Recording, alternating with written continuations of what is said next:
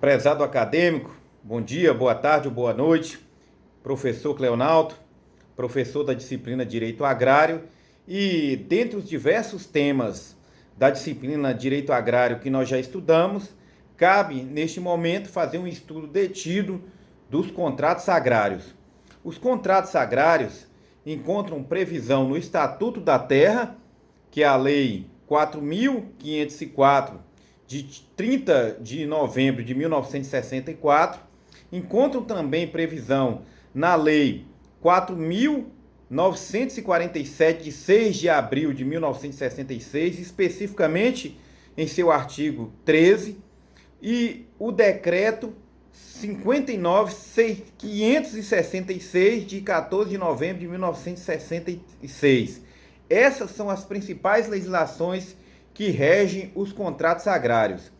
Há também uma lei específica, uma lei nova, chamada aí a Lei dos Contratos Agrários da Agroindústria, ou Contratos Agrários Agroindustriais, que versa especificamente sobre os contratos de integração, que é a Lei 13.288, de 16 de maio de 2016, é a lei mais nova que cuida dos contratos agrários, especificamente de uma espécie de contrato agrário denominado de contrato de integração, tá bom?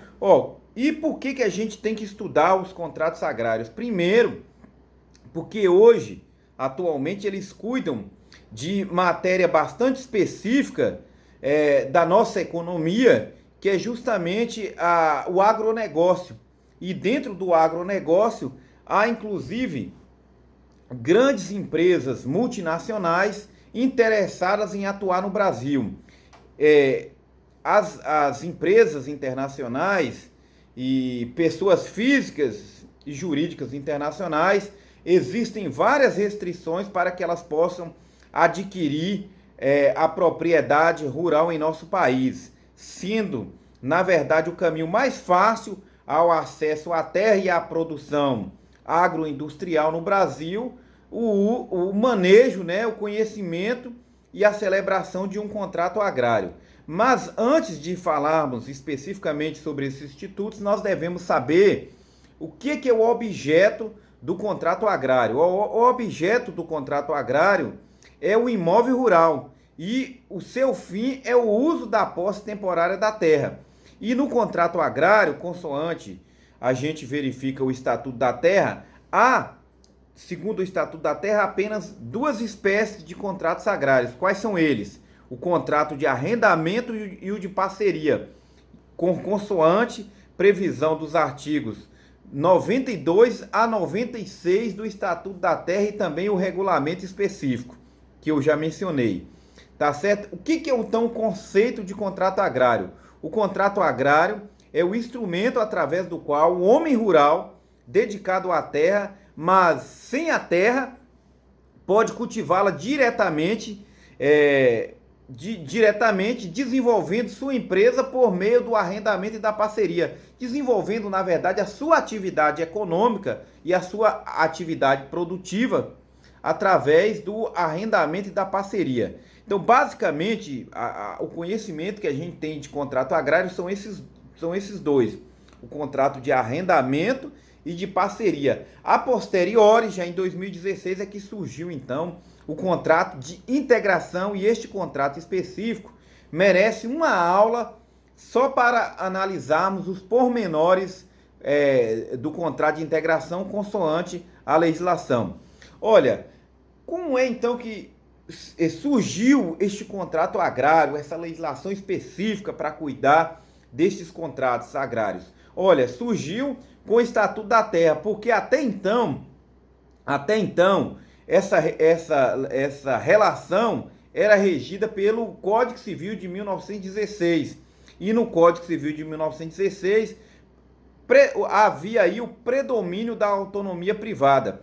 Com o Estatuto da Terra, então passou a existir a imposição de um sistema fundiário. E o Estatuto da Terra retirou a circunstância da soberania, do direito, da liberdade de contratar. Essa soberania cedeu espaço a um dirigismo estatal, Ou seja, a legislação agrária ela passou a ter um cunho mais protetivo àquele que efetivamente trabalha na terra. Tá certo? Além do mais, as relações contratuais advindas do uso e posse da terra passaram então a ser vinculadas à função social da propriedade rural. Ademais, além desses contratos específicos que eu mencionei, que são os contratos de arrendamento, parceria e agora com os contratos de integração, a legislação agrária também admite a aplicação de contratos atípicos, ou seja, outros contratos regidos lá no ordenamento, no Código Civil, na legislação privada, que lá são considerados como típicos, mas no contrato agrário eles são aplicados como contratos atípicos, vez que a legislação agrária só estabelece então 3 espécies de contratos agrários, conforme mencionado. Além disso, quando formos estudar os contratos agrários, devemos observar as regras da Lei 4.947, principalmente o seu artigo 13, porque esse artigo 13 ele é interessante.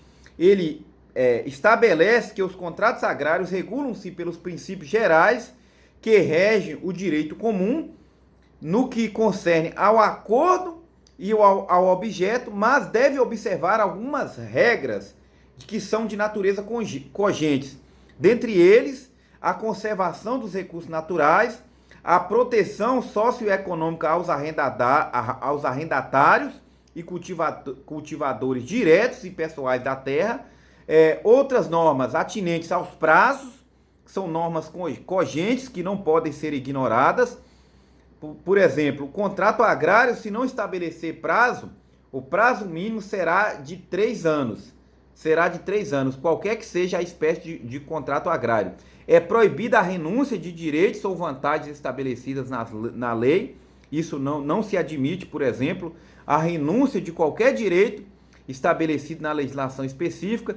Deve-se observar a legislação ambiental, especificamente a aplicação do Código Florestal no que tange às áreas de preservação permanente e a reserva legal. A gente sabe que reserva legal só existe em propriedade rural. Além do mais, além dessas cláusulas todas previstas aqui, a análise do contrato agrário deve ser sempre voltada também ao que estabelece o decreto 59.566 de 14 de novembro de 1966. Na verdade, este decreto, ele regulamenta o Estatuto da Terra no que se refere aos artigos 95 e 96 especificamente. Ele vai regulamentar e trazer também as mesmas normas que eu mencionei anteriormente, que são de natureza cogente, que não podem ser ignoradas. Então, o que é o contrato de arrendamento rural que eu falei tanto aqui?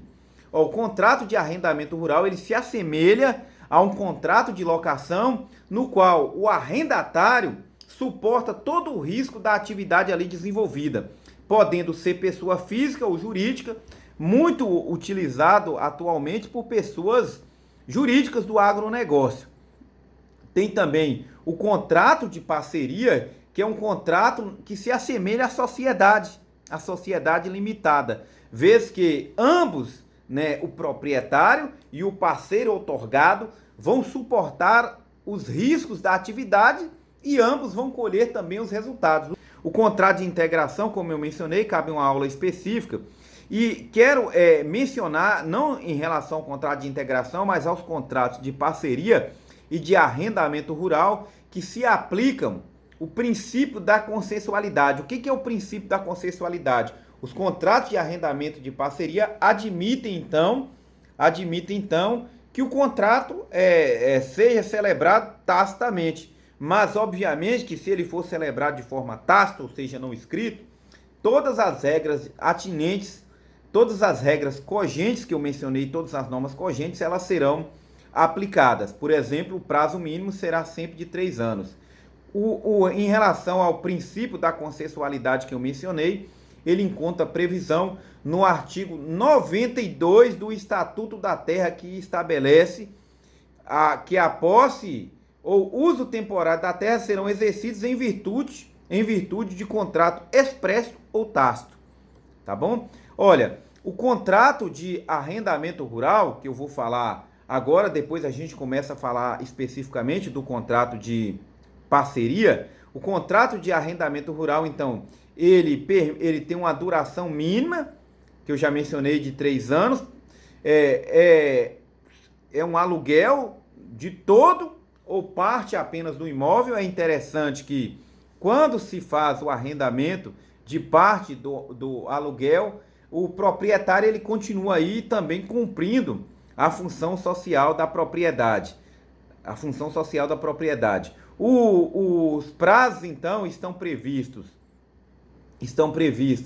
no Estatuto da Terra e oscila de 3 anos para a cultura temporária. 3 anos para a cultura temporária. O que seria uma cultura temporária? Vamos colocar aí uma cultura, um cultivo, por exemplo, de tomates, de alface, que tem um prazo rápido, né, de colheita, de beneficiamento. Então, neste caso, um contrato de arrendamento com cultura temporária terá o prazo mínimo aí de 3 anos. O contrato para cultura permanente, como a safra de cultura de safra, como é o caso do café e da cana-de-açúcar, o prazo mínimo será de 5 anos. E para reflorestamento, como seria o caso do cultivo de eucalipto, o prazo mínimo será de 7 anos, consoante estabelece a legislação.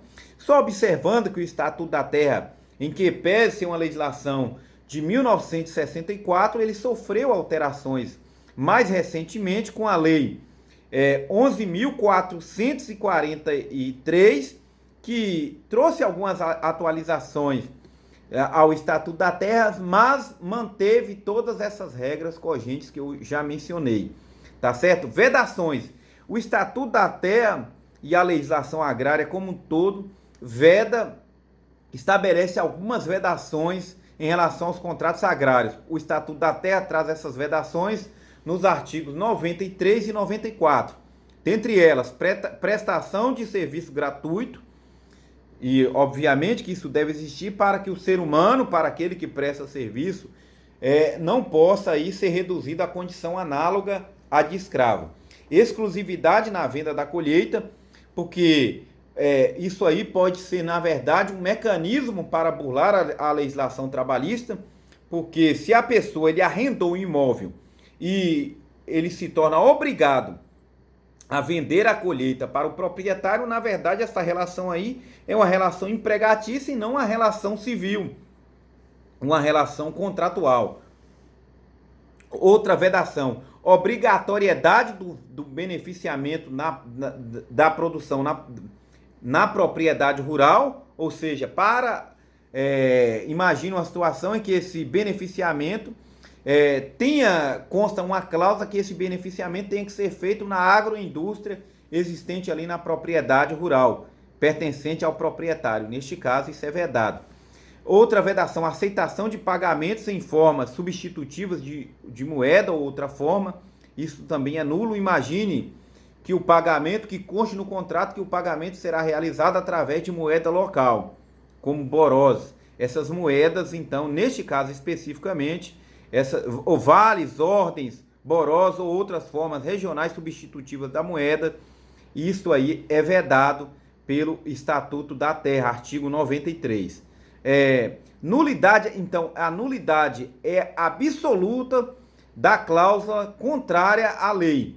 Então, se houver qualquer cláusula contrária a essas normas que eu estou mencionando aqui, essa cláusula será nula de pleno direito. O artigo 94, ele é interessante que ele veda, em regra, que o contrato de parceria ou de arrendamento seja celebrado com terras públicas, de terras de propriedade do Estado, da União, dos municípios ou dos estados, né? Por quê? Essa regra, obviamente, que ela não é absoluta. Excepcionalmente, as terras públicas poderão ser arrendadas de segurança pública. Imagina aí uma situação de crise alimentar, de desabastecimento. Nas áreas e núcleos de colonização também é possível para a implementação aí da reforma agrária e numa situação em que for reconhecida como posse pacífica e justa pelo poder público. O artigo 95 do Estatuto da Terra ele vai estabelecer as regras específicas do contrato de arrendamento. Vai estabelecer as regras específicas do contrato de arrendamento e são vários incisos que devem ser observados. Por exemplo, o inciso 2º estabelece que presume-se feito, no prazo mínimo de 3 anos, o arrendamento por tempo indeterminado. Se for por tempo indeterminado, então o prazo mínimo será de 3 anos. Na verdade, a gente pode verificar então que no Estatuto da Terra praticamente não admite o contrato por prazo indeterminado, né? O inciso 4º do artigo 95 estabelece o direito de preferência em igualdade de condições com o estranho, ou seja, o arrendatário terá o direito de preferência à renovação do arrendamento, devendo, neste caso, o proprietário, até 6 meses antes do vencimento do contrato, fazer-lhe a competente notificação extrajudicial das propostas existentes. Tá certo? E isso a gente sabe que o direito de preferência, se ele for violado, ele promove aí a nulidade do contrato, tá certo? O contrato que pretende aí ser celebrado. Prazo da retomada do imóvel, estabelece o artigo 95 também, inciso 5º, que os direitos assegurados no inciso 4º do caput deste artigo não prevalecerão se no prazo de 6 meses antes do vencimento do contrato, o proprietário, por via de notificação extrajudicial, declarar sua intenção de retomar um imóvel para explorá-lo diretamente ou por intermédio de descendente seu. Imagine que o proprietário, vencendo o contrato, ele tem aí interesse de retomar aquele imóvel para voltar a produzir. Então, esse direito de preferência aí não vai prevalecer, mas ele tem que observar os prazos da colheita, né? Os prazos da colheita terão que ser observados. Imagine que tem uma safra ali pendente, que tenha frutos pendentes, ele tem que esperar esse prazo todo aí para retomar o imóvel. O Estatuto da Terra também estabelece o direito de retenção. O que é o direito de retenção? O proprietário ele tem o direito o proprietário, não, o arrendatário, ele vai ter o direito de reter o imóvel até que ele seja indenizado pelas benfeitorias úteis e necessárias realizadas no imóvel. Isso consta no inciso 3º do respectivo artigo 96 do Estatuto da Terra. O Estatuto, o artigo 95, inciso 11, estabelece ainda limites de remuneração. Limite de remuneração. Primeiro, a remuneração e forma de pagamento em dinheiro equivalente em produtos, ou seja, é recomendável até que no contrato de arrendamento específico que se estabeleça o prazo e o valor específico do contrato, bases e para as renovações convencionais, formas de extinção, direito e forma de indenização ajustadas quanto às benfeitorias realizadas, isso tudo deva constar. E o mais interessante é o inciso 2º, é o inciso 12º do artigo 95 do Estatuto da Terra, que estabelece que a remuneração do arrendamento, sob qualquer forma de pagamento, não poderá ser superior a 15% do valor cadastral do imóvel, incluídas as benfeitorias que entrarem na composição do contrato. Então vamos imaginar aqui uma situação em que o imóvel rural ele tenha valor aí de R$200 mil. O valor cobrado pelo proprietário em relação ao arrendamento nessa situação não pode superar a 15% do valor cadastral daquele imóvel. Não pode superar. Suponhamos que o valor cadastral daquele imóvel no município seja equivalente a R$200 mil. Neste caso, o contrato de arrendamento no prazo total terá que ser de R$30 mil.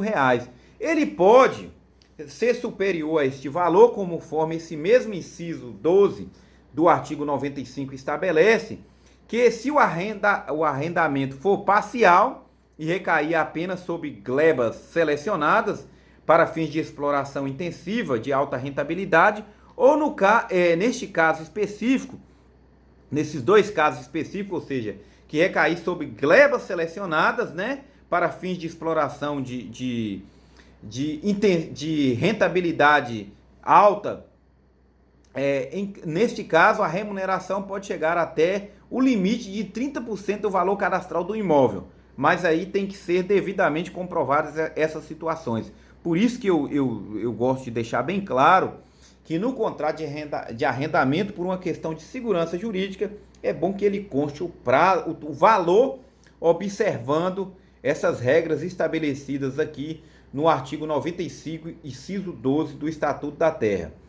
O artigo 96, eu acho que me equivoquei anteriormente, mas o artigo 95, então, recapitulando, o artigo 95 cuida do contrato de arrendamento em todos os seus incisos, e o artigo 96 vai cuidar da parceria, do contrato de parceria, seja ela agrícola, pecuária, agroindustrial e extrativa. E o prazo também da parceria, desde que não convencionado, será no mínimo de 3 anos, conforme estabelece o inciso 1º do artigo 96 do Estatuto da Terra, e o parágrafo único do artigo 96 do Estatuto da Terra, ele é interessante porque ele vai dizer para a gente o que é a parceria, o que é o contrato de parceria. Na verdade, no direito agrário, a própria legislação em alguns institutos, ela traz o conceito. E o parágrafo 1º do artigo 96, então, estabelece que a parceria rural é o contrato agrário pelo qual uma pessoa se obriga a ceder à outra, por tempo determinado ou não, o uso específico do imóvel rural, de parte ou de partes dele, incluindo ou não benfeitorias ou outros bens ou facilidades, com o objetivo de nele ser exercida atividade de exploração agrícola, pecuária ou agroindustrial, extrativa, vegetal ou mista, ou lhe entrega animais para cria, recria, invernagem, engorda, extração de matérias-primas de origem animal mediante partilha, isolada ou cumulativamente dos seguintes riscos, observados os seguintes riscos. Primeiro, em relação à cota de participação do proprietário em relação ao parceiro outorgado, o artigo 96, inciso 6º do Estatuto da Terra, estabelece regras que não podem ser ignoradas. Por exemplo, a cota do proprietário não poderá ser superior a 20% quando concorrer apenas com a terra nua. Então, o próprio Estatuto da Terra estabelece que não poderá ser superior a 20% quando ele concorrer apenas com a terra nua, observando sempre aqueles valores que eu mencionei anteriormente, que é do valor cadastral do imóvel. Não poderá ser superior a 25% quando concorrer com a terra preparada. E não poderá ser superior a 30% quando concorrer com a terra preparada e moradia. Então aí, neste caso, já aumenta um pouco quando há uma participação do proprietário, quando a participação do proprietário for maior no sentido de beneficiar o parceiro outorgado. E pode chegar a 40% caso o proprietário concorra com um conjunto básico de benfeitorias, constituído especialmente de casa de moradia, galpões, banheiro de gado, cercas, valas ou currais, conforme o caso. Neste caso, pode chegar aí a 40%. Pode chegar a 50%, né, no contrato de parceria, aí se tornando efetivamente um meeiro, que no caso ele concorra com a terra preparada e o conjunto básico de benfeitorias enumeradas na linha anterior que eu mencionei, e mais o fornecimento de máquinas e implementos agrícolas para atender aos tratos culturais, bem como as sementes e animais de tração, e no caso de parceria pecuária com animais em cria em porção superior a 50% do número total de cabeças objeto da parceria. São regras aí que não podem ser ignoradas, no sentido aí de não permitir que o proprietário rural, neste caso, explore o parceiro outorgado, que é aquele que muitas vezes vai efetivamente produzir na terra e realizar aí o cumprimento da função social da propriedade rural. Agora é interessante, pode chegar até 75% a cota do proprietário desde que nas zonas de pecuária, desde que ocorra nas zonas de pecuária ultra extensiva, em que forem os animais de cria em proporção superior a 25% do rebanho e onde se adotarem a ameação do leite e a comissão mínima de 5% por animal vendido. Então, é muito difícil chegar a essa situação só em locais em que tem uma produção especialíssima. Vamos imaginar aí, imagine não só de animal, mas uma situação em que a pessoa tenha também uma produção, tem uma terra roxa que é melhor para a produção de soja, que é melhor para o cultivo. Neste caso aí o percentual pode ser maior, a cota do proprietário pode ser maior em relação à cota do parceiro outorgado. Então são regras que não podem ser desconsideradas. O artigo 96, parágrafo 4º, ainda estabelece que o pagamento dos contratos de parceria, neste caso, que prevejam, aqui uma regra, essa regra ela é interessante, que ela também visa aí afastar qualquer tentativa de burlar a legislação trabalhista, porque o parágrafo 4º estabelece que os contratos que prevejam o pagamento do trabalhador, parte em dinheiro e parte em percentual na lavoura cultivada ou em gado tratado, são considerados simples locação de serviço regulada aí pela legislação trabalhista, sempre que a direção dos trabalhos seja de inteira e exclusiva responsabilidade do proprietário, ou seja, afastando aí qualquer tentativa de burlar a legislação. O porquê que a gente tem que entender então as regras atinentes aos contratos de parceria e aos contratos de arrendamento hoje? Porque há essa ideia de proteção às vezes do proprietário hoje, do proprietário não, daquele que está locando a terra ou daquele que é parceiro outorgado, ela vem mudando porque hoje com o agronegócio muitas vezes quem está celebrando esta locação é uma pessoa que tem grande poderio econômico, uma grande empresa, uma agroindústria, uma multinacional. Então, estes princípios, os princípios lá do direito do civil, atinentes à boa-fé, à função social do contrato, vão se aplicar aqui também no direito agrário, para justamente não tutelar aqueles que pretendem burlar a legislação.